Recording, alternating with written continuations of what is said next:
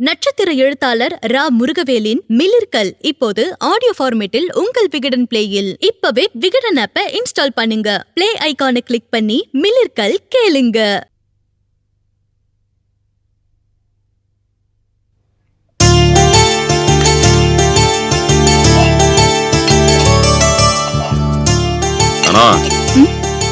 சாப்பாடு போடு.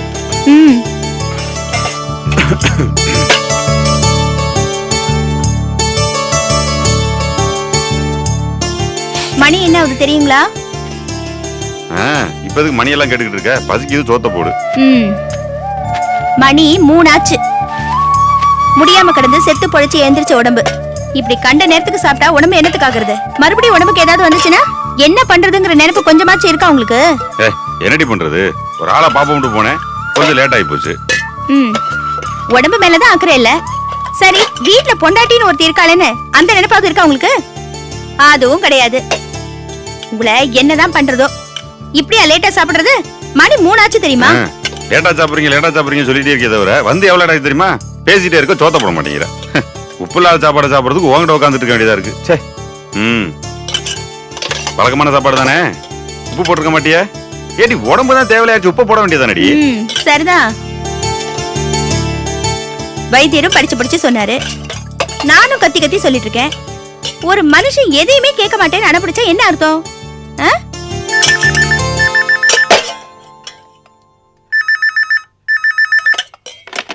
ஹலோ, ஆமா, கோபி வீடு தான். போஸா சாப்பிட்டுட்டு இருக்கா? அப்படி இதோ கூப்பிடுறேன். போஸ், உனக்கு தான் போன். இருங்க.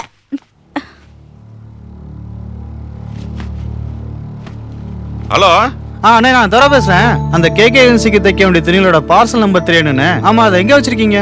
அதுவா, இந்த மாடிப்படி கடியில மூட்டையெல்லாம் அடிக்க வச்சுக்கோம்ல, அதுக்குள்ளதான் இருக்கு. பச்சை கலர் மேல எழுதிருக்கு பாருங்க, நம்பர் 177. ஓகேண்ணே.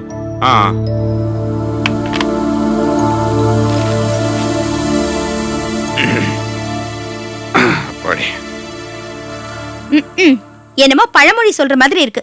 கீரை கொஞ்சம் எடுத்து வை. இதுக்கு தான் நான் தலையா அடிச்சுக்கிட்டேன். ஊர்லயே இருந்து உடம்ப நல்லா தேத்திக்கிங்க, அதுக்கப்புறமா இங்க வரலான்னு. இப்ப பாருங்க, சரியா சாப்பிட கூட முடியல. கொஞ்சம் பேசாம இருக்கியா? சாப்பிடும்போது என் தொண பேசிட்டு இருக்க, எதுக்கு எடுத்தாலும் நொய்யு பேசி. ஹலோ, யாரது? குமாரா? டேய், நான் லட்சுமணன் பேசுறேன்டா. யார? போஸா? இத சாப்பிட்டு இருக்கா? அப்படி இத கூப்பிடுறேன்.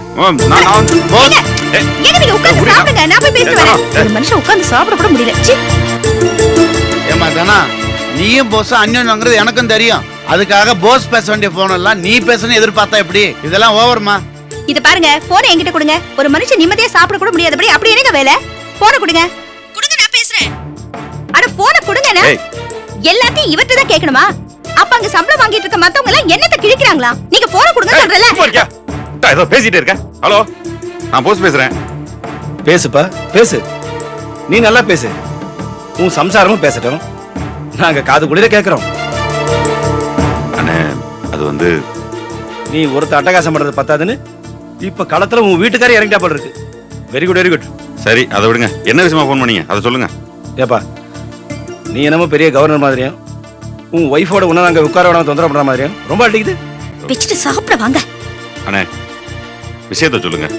எதுக்குப்பா? மிஸ்டர் போஸை டிஸ்டர்ப் பண்ணக்கூடாதுன்னு மிஸ்ஸஸ் போஸ் ஃபீல் பண்றாங்க போல இருக்கு. அதனால கோபி வரும்போது நான் அவங்ககிட்ட பேசிக்கிறேன். என்னவா? என்ன நொன்னவா? உன்னாலே உருப்படாம ஊர் போய் சேர போறேன். நான் என்ன பண்ண? என்ன பண்ணியா? நீ வாய வச்சு சும்மா இருக்க வேண்டியது மூதேவி. தனியா முடிச்ச தரமா ஏதோலாம் பேசிக்கிட்டு இருக்க. வாய கோணி ஊச்சி வச்சு தாஜா தாண்டி எனக்கு நிம்மதி. எங்க இருந்து எனக்கு வந்து வாச்ச? நான் உங்க நல்லதுக்கு தானே சொன்னேன். நீங்க டயத்துக்கு சாப்பிடு. சோறு குழம்பு எல்லாத்தையும் தலையில தூக்கி கொட்டு. உன்னையாட்டி வேண்டி வேண்டி கட்டது குறுக்க வந்து பேசுன்னு ஏண்டி என் கழுத்த இருக்கிற? வேணா பாரு, திரும்ப உருப்படாம போய் அலுவலகத்துல போய் தலையை தேய்ச்சி உட்கார்ந்துக்க போறேன். நீ பஞ்ச பரதேசி மாதிரி சோத்து கிடந்து தலைய போற பாரு. கரெக்டா சொன்ன போஸ். அதானே, இந்த விஷயத்துல எதுக்கு பொம்பளை தலையிடணும்? ஏமா தானா, இப்பதான் போஸ் 3 வேளையும் ஒழுங்கா சாப்பிடுறான், 4 காசை கண்ணாலையும் பாக்குறான். அது கெடுக்காம விட மாட்ட போல இருக்க. நல்ல புருஷன் பொண்டாட்டி தான். பேசுறது கேட்டீங்களா? இந்த பேச்சு கேக்குறத விட சும்மாவே தெரியல. ஒண்ணு கேட்டு போகாத. மாமா, என்ன மாமா இது? என்னக்கா, ஏன் இப்படி பேசிட்டு இருக்க? பாரு விஜய், இந்த மனுஷனுக்கு நல்லது கெட்டது தெரியுதா? இவர் மேல உள்ள அக்கறையில பேசினா என்ன அடிக்கிறாரு, திட்டுறாரு. சரி சரி, சின்ன குழந்தை மாதிரி அழாத. முதல்ல அழுகை நிறுத்து. என்ன மாமா கை வாங்கிட்டு இருக்கீங்க? இதை நிறுத்தவே மாட்டீங்களா? மாமா,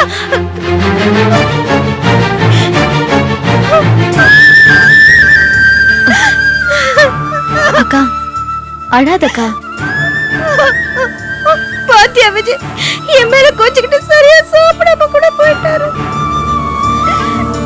மாமா மேல இவ்ளோ பிரியத்தை வச்சுக்கிட்டு அப்புறம் எதுக்குக்கா சண்டை போட்டுட்டு இருக்க?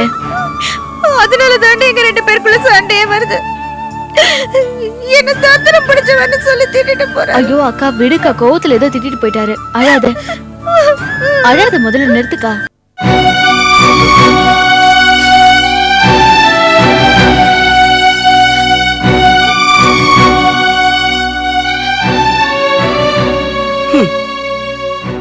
மூணு பிள்ளைங்கள ஆளாய் போச்சு. இப்போவாது நிம்மதியா இருக்கலான்னு பார்த்தா ஒண்ணு மாத்தி ஒண்ணு ஏதாவது ஒரு பிரச்சனை வந்துகிட்டே இருக்கு. ஏண்டி இப்படி சாப்பிடாம அழுதுகிட்டே உக்காந்துட்டு இருக்கிற? நம்ம தலையெழுத்துதான் இப்படி நாய் போச்சு. அத்தை இந்தாங்க பால் மாத்திரை. என்னத்தை மாத்திரை சாப்பிட்டு என்னத்தை குடிச்சு. வாடா செல்லம்.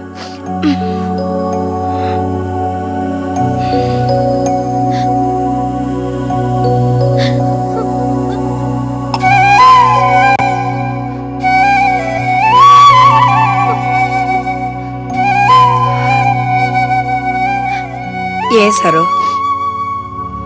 நான் யதார்த்தமா தான் கேக்குறேன். உன் புருஷன் கடந்து அவஸ்தைப்படுறது உனக்கு தெரியல? அவனுக்கு ஏதாவது ஒரு விதத்துல உதவணும்னு உனக்கு தோணலையா? உங்க அப்பா கிட்ட போய் எங்கேயாவது பணம் பற்றி கொடுங்கன்னு கேட்க கூடாதா? அத்தை நான் என்னமோ புலம்புறத நினைச்சுக்கிட்டு நீ கண்டுக்காம இருக்கியா? இத பாரு, நான் தெளிவாவே சொல்றேன். பொண்டாட்டின்னா புருஷனுக்கு கஷ்டம் வரும்போது அதை பல வழி தீக்கிறதுக்கு உதவி பண்ணணும். நீ போய் உங்க அப்பா கிட்ட கேட்டு முடிஞ்ச அளவுக்கு பணத்தை புரட்டி தர சொன்னா என்ன? அத்தை நான் எப்படி அத்தை அப்பா கிட்ட எப்படி இவ்வளவு பணத்தை கேட்க முடியும்? ஏன் கேட்க கூடாது? போய் சொல்ல. நான் பேச தெரியாம பேசி என் நாத்தனார் வாழ்க்கை இப்ப தொங்கல்ல இருக்கு, விட்டா நாசமா போயிடும், அதை சரி பண்றதுக்கு பணம் வேணும்னு சொல்லி கேளு. அத்தை இத பாரு, என் மக வாயும் வயிறுமா வாழ வெட்டியா இருக்கிறப்ப அதே வீட்டுல நீ எப்படி புள்ள புருஷனோட சந்தோஷமா இருக்க முடியும்? மனசாட்சி உறுத்தாது? அவன் இங்க சீப்பட்டு கிடப்ப, நீங்க எல்லாத்தையும் மகாராணியாட்ட பரிபாலனை பண்ணிக்கிட்டு இருப்பியா? போய் ஏதாவது இதுக்கு ஒரு வழி பண்ணு. இல்லாட்டி நீ இந்த வீட்டுக்கு மருமகன் சொல்றதுல அர்த்தமே இல்ல.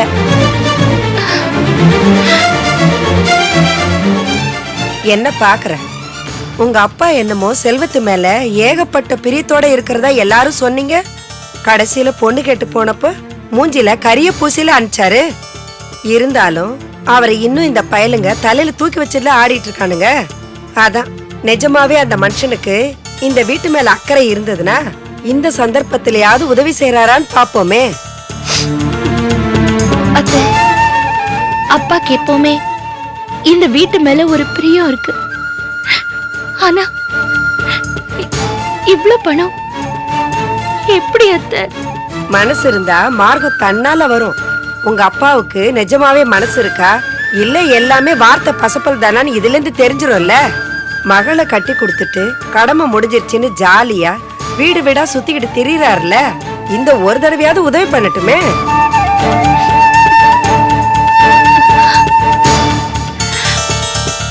கல்யாணத்துக்கு பிறகு இந்த குடும்பத்துக்குன்னு அவர் என்னத்தை செஞ்சாரு? இந்த முறை அவர் வண்டவாள தெரிஞ்சிரும்ல.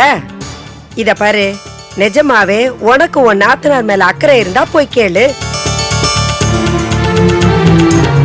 என்ன பேச்சே காணோம்?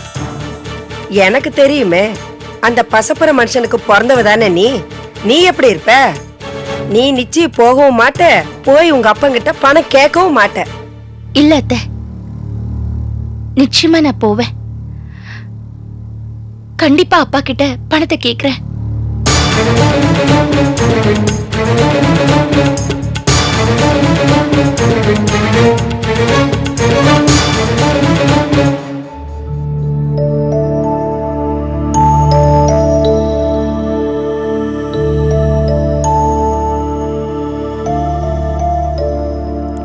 லீலா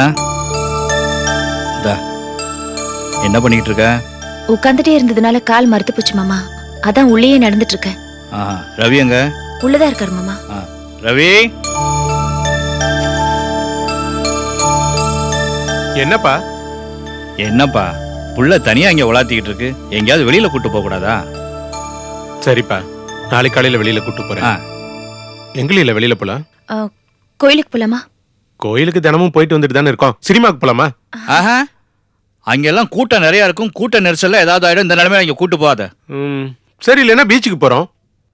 இது இன்னும் சுத்தமாச்சே. வாடகை காத்து வயிற்று புள்ள கறியா இங்க கூட்டு போறங்கடியா? ஒண்ணு பண்ணுவோமே, சரோனி வீட்டுக்கு இல்ல விஜய் வீட்டுக்கு போலாமா? அங்கெல்லாம் ஒண்ணும் வேண்டாங்க.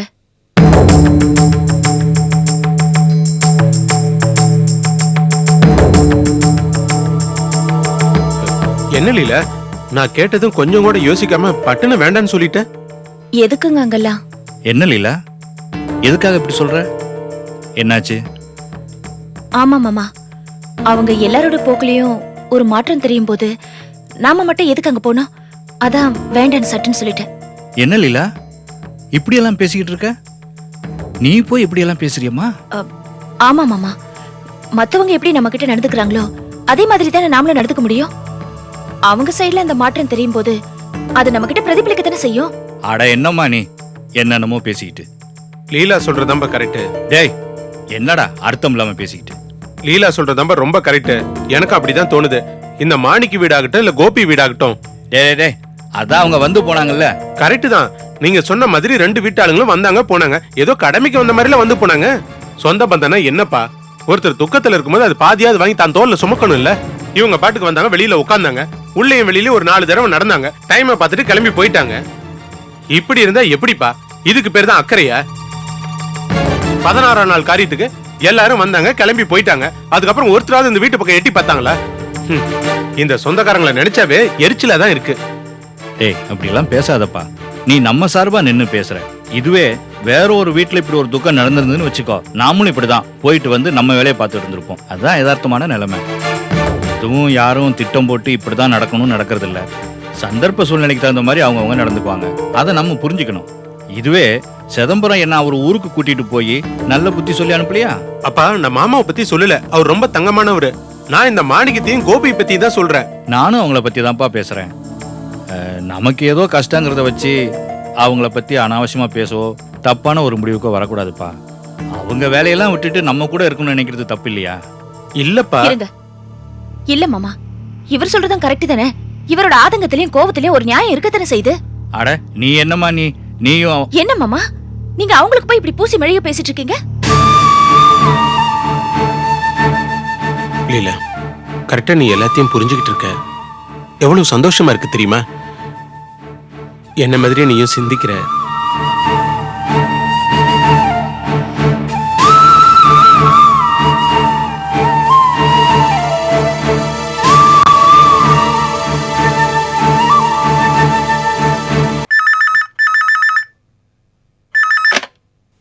ஹலோ, மாணிக்கம் பேசுறேன். என் பேரு சந்தோஷ், நிர்மலாவோட ஹஸ்பண்ட். என் ஒய்ஃபை கொஞ்சம் கூப்பிட முடியுமா ப்ளீஸ்? மாப்பிள்ள ப்ளீஸ், நிர்மலாவை கூப்பிட முடியுமா? நிர்மலா,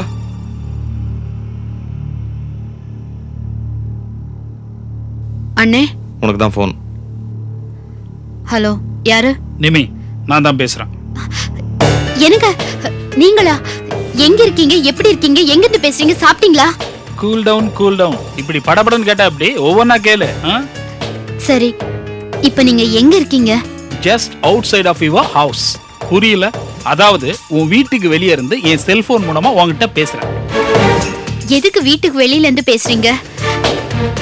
என்னங்க இது? உள்ள வர வேண்டியது தானே? No chance Nimi, no chance. இப்ப நான் சொல்றத கேளு. உள்ள என் பேக் ஒன்னு இருக்கு, அதுல என்னோட முக்கியமான திங்ஸ் எல்லாம் இருக்கு, அதை எடுத்துட்டு வா. என்னது? என்னோட எக்ஸிக்யூட்டிவ் பேக் ஒன்னு இருக்கு, அதுல ஒரு ஃபிளாபி டிஸ்க் இருக்கு, அது இல்லாம டிராவலர் செக்ஸ் எல்லாம் இருக்கு, அதை எடுத்துட்டு உடனே வா. என்னது? எடுத்துட்டு வரவா? ஆமா, எடுத்துக்கிட்டு வா. வெளியில நிக்கிறேன்ல. அப்புறம் ஒரு முக்கியமான மேட்ரு, கூட லக்கேஜ் மாதிரி உங்க அண்ணனையும் அம்மாவையும் கூட்டு வராது. I don't like it. Okay? என்னங்க இப்படி எல்லாம் பேசுறீங்க? 1000 தான் இருந்தாலும் உறவெல்லாம் விட்டு போயிடுமா? என்ன பயமுறுத்துறியா? இதோ பாரு, உங்க அண்ணன் மாதிரி ஒரு ஆளோட உறவு விட்டு போறது ரொம்ப நல்லது. அதை நான் வரவேற்கிறேன். என்னங்க இப்படி பேசுறீங்க? கரெக்டா தான் பேசுறேன். இந்த பார், இந்த மாதிரி லொக்காலிட்டி நான் அதிக நேரம் வெயிட் பண்ண முடியாது. பேக் எடுத்து சீக்கிரம் வா. எங்க இருந்து பேசுறாரா? வீட்டுக்கு வெளியே நின்னுட்டு செல்போன்ல பேசுறாருமா. இது என்னடி கூத்து? வாசல் வரைக்கும் வந்துட்டு உள்ள வராம அவர் வரமாட்டாருமா, பிடிவாதமா இருக்காரு. அப்புறம் எதுக்கு வாசல்ல வந்து நிக்கிறாரு? பேக் வேணுமா, அதை வாங்குறதுக்காக. மாணிக்கம், என்னடா இது? எல்லாம் நம்ம தலையெழுத்துமா. எங்க வீடு வரைக்கும் வந்தவரை உள்ள கூப்பிடாம இருந்தா நல்லா இருக்காது. கூப்பிடுங்க.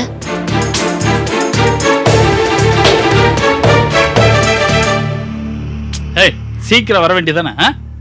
ஏங்க இப்படி வெளியவே நின்னுட்டு இருக்கீங்க? ஃபேமிலி என்னம்னா நடு ரோட்ல நிக்க வேண்டியதான். எல்லாம் எடுத்து வச்சிட்டியா? அப்புறம் சாப்பாடெல்லாம் ஆச்சா? காய்கறிக்காரர் நல்லா கவனிக்கிறாரா? கவனிச்சுக்கிறாங்க. நீ வெஜிடபிள் சூப் வச்சு குடி, உன் ஹெல்த்துக்கு ரொம்ப நல்லது. உங்க அண்ணன் பழைய காய்கறியெல்லாம் அள்ளியாந்து போடுவாரு, அதை வச்சு எதுவும் சாப்பிட்றாத. என்ன புரியுதா?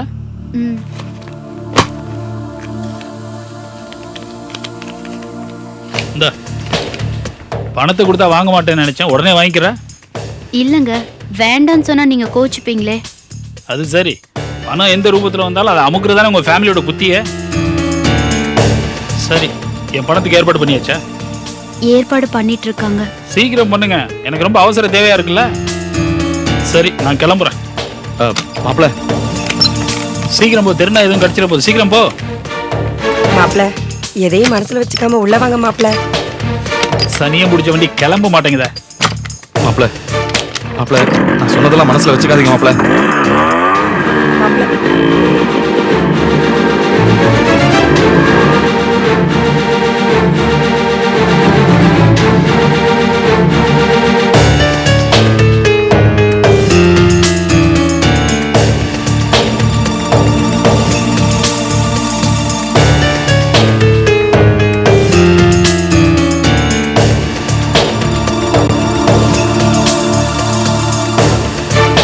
நட்சத்திர எழுத்தாளர் ரா முருகவேலின் மிளிர்கள் இப்போது ஆடியோ ஃபார்மேட்டில் உங்கள் விகடன் பிளேயில். இப்பவே விகடன் ஆப்பை இன்ஸ்டால் பண்ணுங்க. பிளே ஐகானை கிளிக் பண்ணி மிளிர்கள் கேளுங்க.